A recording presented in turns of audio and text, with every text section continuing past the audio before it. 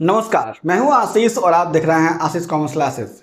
मेरे प्रिय साथियों, हम लोग अपने वीडियोस में बात कर रहे थे सेलिंग एंड एडवर्टीजमेंट की और उसमें हम लोगों ने बहुत सारे टॉपिक को समझा था और जाना था।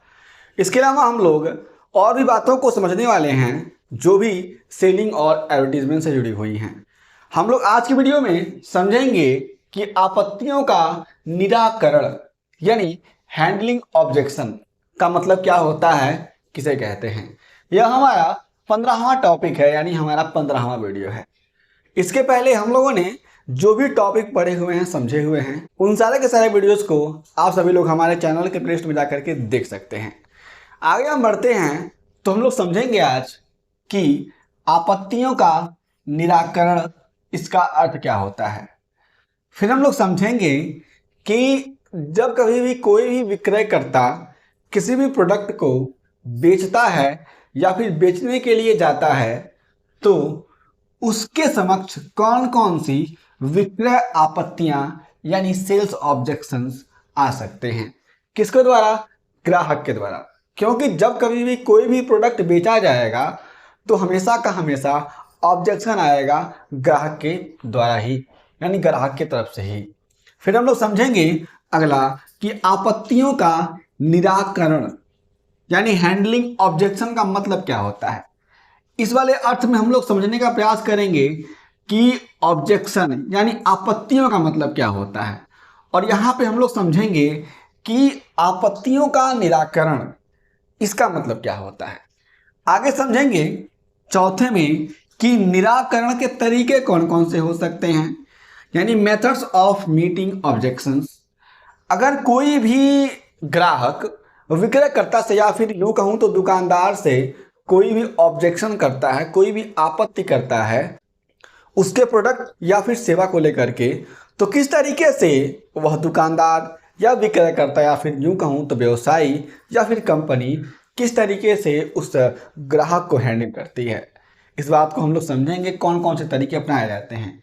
यदि आपके पास कोई प्रश्न होता है तो निश्चय ही आप लोग उन सारे के सारे प्रश्नों को हमें जरूर बताएं। यहाँ पे एक बात मैं आप सभी को बता देना चाहता हूँ कि यहाँ पे जो भी बातें आप लोग पढ़ेंगे, समझेंगे, जानेंगे, इसका नोट्स आप सभी को हमारी वेबसाइट्स www.ashishcommerceclasses.com पे मिल जाएगा। आप वहाँ जाकर के सारे के सारे नोट्स पढ़ सकते हैं और अपने नोट्स भी बना सकते हैं। आगे हम लोग समझते हैं पहले कि अर्थ क्या कहता है आपत्ति का। देखिएगा, जब कोई ग्राहक किसी कंपनी के उत्पाद को खरीदता है या खरीदना चाहता है, क्लियर है, तो उस अवस्था में वह उत्पाद ठीक भी हो सकता है और उसमें कुछ कमियां भी हो सकती हैं। ये बात आप लोग प्रैक्टिकली अपने डेली लाइफ में देखते होंगे। कुछ समय पहले एक एग्जांपल देता हूं, मैगी में 2016-17 के आसपास में जो भी लेड पाया गया था तो वो भी क्या था, उस प्रोडक्ट की कमियां थी। ठीक है, जब कभी कंपनी के द्वारा बेचे गए उत्पाद में कमियों का पता चलता है तभी ग्राहक की ओर से आपत्तियों का जन्म होता है। ठीक है ना। जब कभी भी ग्राहक यह पकड़ लेता है कि किसी भी प्रोडक्ट में फलाना कमियां हैं, तब उसके मन में आपत्तियों का जन्म होता है। तब वह उस प्रोडक्ट पर आपत्तियां करने लगता है और कहता है कि देखो, ये तुम्हारा प्रोडक्ट खराब है, इसमें यह कमी है, इसमें इतनी गलतियां हैं। ठीक है। इसके अलावा ग्राहक की ओर से ऊंचे मूल्य यानी हाई प्राइस की भी शिकायत या आपत्ति आती रहती है। आपको मालूम होगा कि बहुत सारे प्रोडक्ट्स ऐसे हो सकते हैं या होते भी हैं जिनका प्राइस न्यूनतम होना चाहिए, एग्जाम्पल है दवाइयों का, लेकिन उनका प्राइस हाई कर दिया जाता है। सेलिंग होता है, पैसे आते हैं पैसे कमाने के पर्सपेक्टिव से, तो यहाँ पर शिकायत आती रहती है ग्राहक की तरफ से ऊंचे दाम के परिप्रेक्ष्य में भी। अगला इसमें कहा गया है विक्रयकर्ता एवं कंपनी का उत्तरदायित्व होता है कि वह ग्राहक की आपत्तियों का निराकरण करे। और जब कभी भी कोई भी आपत्ति आती है, कोई भी कमी पाई जाती है, कोई भी ग्राहक कोई आपत्ति करता है, तो यहाँ पर जो भी विक्रयकर्ता होता है, कंपनी होती है, या फिर कोई दुकानदार है, या फिर कोई भी व्यवसायी है जो प्रोडक्ट दे रहा है, उसे स्वयं आगे बढ़ के अपने उत्तरदायित्व को थामना चाहिए और जो भी ग्राहक है उसकी आपत्तियों का यहाँ पर निराकरण करना चाहिए।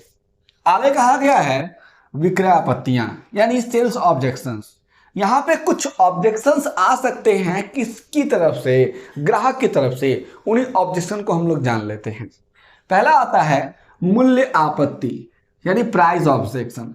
मैंने अभी पहले समझाया था आपको कि ऊंचा मूल्य हो सकता है, दाम उसका कम होना चाहिए लेकिन कंपनी ने ज़्यादा दाम लगाया हुआ है, तो यहाँ पर जो भी ग्राहक है वो मोल भाव कर सकता है, ऑब्जेक्शन कर सकता है उसकी प्राइस पर। आगे कहा गया है वस्तु आपत्ति यानी प्रोडक्ट ऑब्जेक्शंस। जो भी प्रोडक्ट बेचा जा रहा है, दिया जा रहा है, उस प्रोडक्ट में भी कुछ कमियां हो सकती हैं। इस तरीके से आप लोग इसको समझेंगे। अगला है सेवा आपत्ति यानी सर्विस ऑब्जेक्शंस। जो भी सेवा प्रोवाइड की जा रही है विक्रयकर्ता, कंपनी या फिर व्यवसायी के द्वारा, दुकानदार के द्वारा, उसमें भी कुछ कमियां पाई जाने पर आपत्तियां हो सकती हैं। अगला है आवश्यकता आपत्ति यानी नीड ऑब्जेक्शंस। कोई भी नीड है किसी भी ग्राहक का, उस नीड के अकॉर्डिंग वह प्रोडक्ट अवेलेबल नहीं है, उसमें उस प्रोडक्ट में डिफेक्टिवनेस है, तो यहाँ पर आवश्यकता की जो भी आपत्तियां हैं आ सकती हैं ग्राहक की तरफ से। आगे कहा गया है स्रोत आपत्ति यानी सोर्स ऑब्जेक्शन। कोई भी प्रोडक्ट किस स्रोत से आ रहा है इसके परिप्रेक्ष्य में भी ग्राहक की तरफ से आपत्तियां हो सकती हैं निश्चय ही। अगला है समय आपत्ति यानी टाइम ऑब्जेक्शंस। टाइमली गुड्स न डिलीवर होना, टाइमली जो भी प्रोडक्ट है उसमें जो भी प्राइस है उसमें फ्लक्चुएशन ना होना, इन तमाम तरह की बातों को ध्यान रखा जाता है समय आपत्ति में।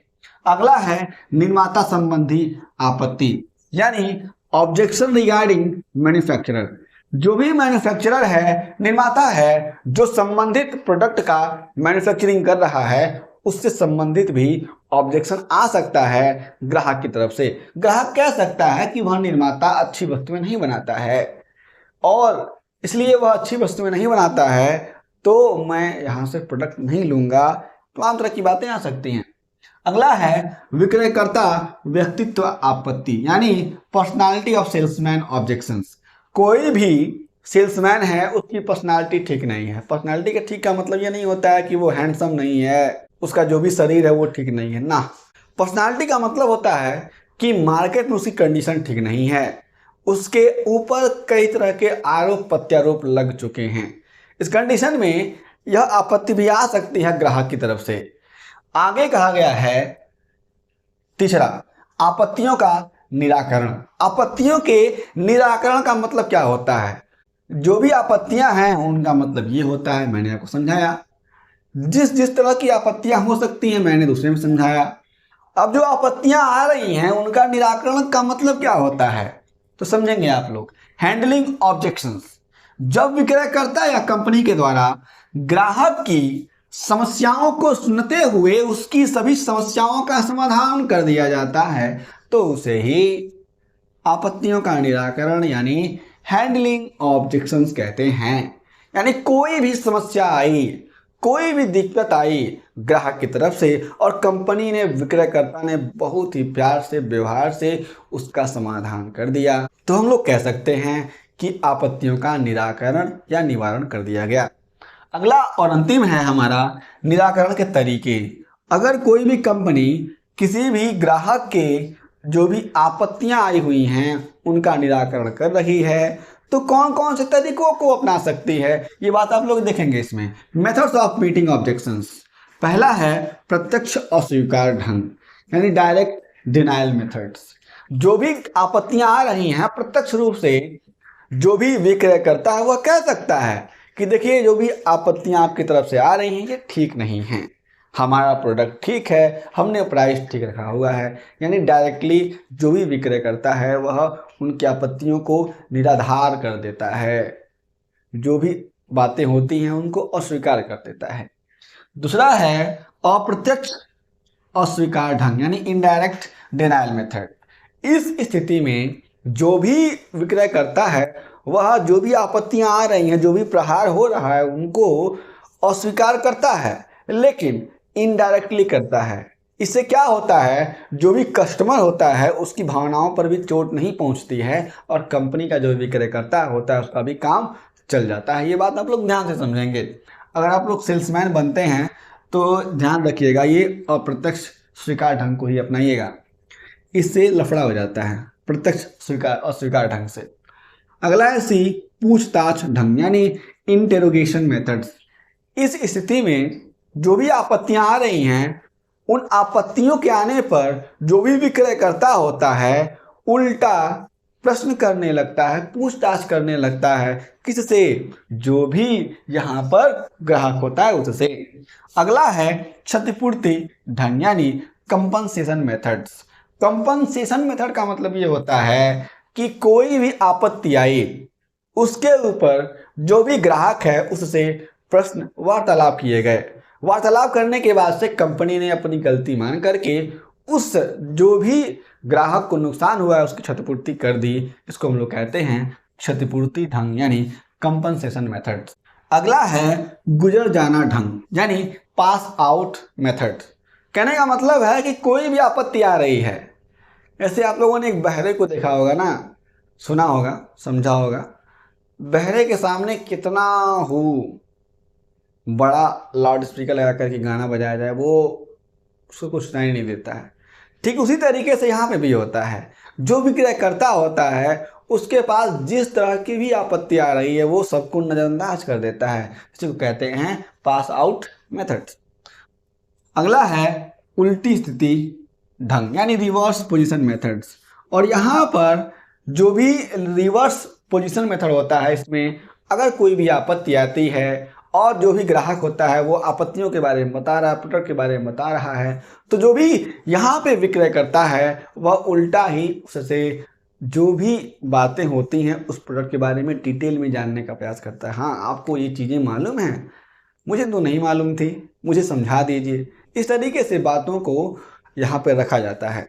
मेरे प्रिय साथियों, हम लोगों ने आज की वीडियो में समझा हुआ है कि आपत्तियों का निराकरण कैसे होता है, आपत्तियों का मतलब क्या होता है, आपत्तियों का जो भी निराकरण है वह किस तरीके से किया जाता है, कौन कौन से तरीके अपनाए जाते हैं, और हमने ये भी समझा कि जो भी विक्रय की आपत्तियां होती हैं वो कौन कौन सी हो सकती हैं। यदि आपके पास और कोई प्रश्न होता है तो निश्चय ही आप लोग बेझिझक अपने सारे के सारे प्रश्नों को हमें जरूर बताएं। आपके सभी प्रश्नों का उत्तर हम लोग जरूर देंगे।